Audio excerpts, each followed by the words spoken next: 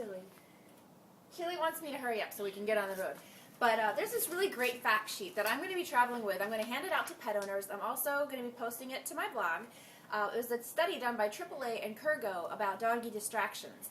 And 1 out of every 3 drivers with pets admit to being distracted by their pets.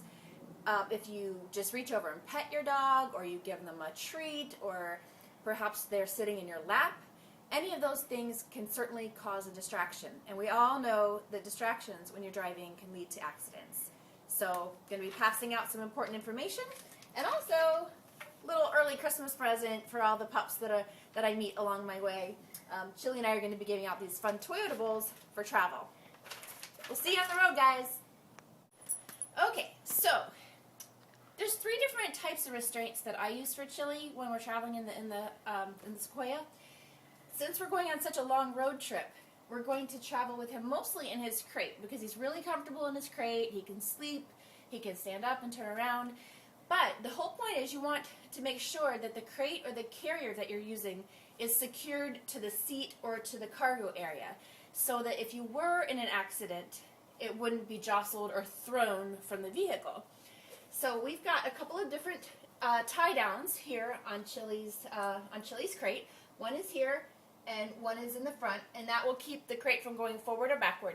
I'm going to have suitcases piled up here, so it's not going to have anywhere to go on this side. But that's where he's going to spend most of his time traveling on the long road trip. But for shorter trips, we'll use his harness and we'll use the zip line. Okay, so this is one of the systems for restraint that we use for Chili when we're going on shorter rides. He likes to ride in the back seat, and we put this cute little red harness on him. And harnesses come in all different sizes, so it doesn't matter if you have a little Chihuahua or if you have a great big Great Dane, you can find a harness to fit your dog. Now the cool thing about this is that Kurgo makes this little strap that loops around your seatbelt. Now you go ahead and you buckle the seatbelt as if there was a person sitting there. But you sit your dog in front of the buckled seatbelt, and then you just clip this onto the harness, and then that way, if you were to stop quickly or have a fender bender or worse, a more dangerous accident, then your pet will not go flying from the vehicle, and they won't go flying from the back seat to the front seat and potentially injure themselves and injure other passengers.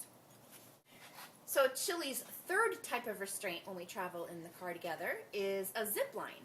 And a little bit later on, I'll show you how to actually install all of these things and how to buckle your pet into them. But just real quick, this is really a fun one. This is a zip line that you can use in the back of your SUV or in your back seat.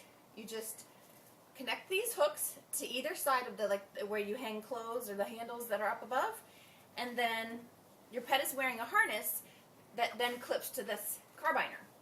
And that allows your pet to go back and forth freely from window to window, but they can't go to the front seat or to the back seat or to even further back in the cargo area.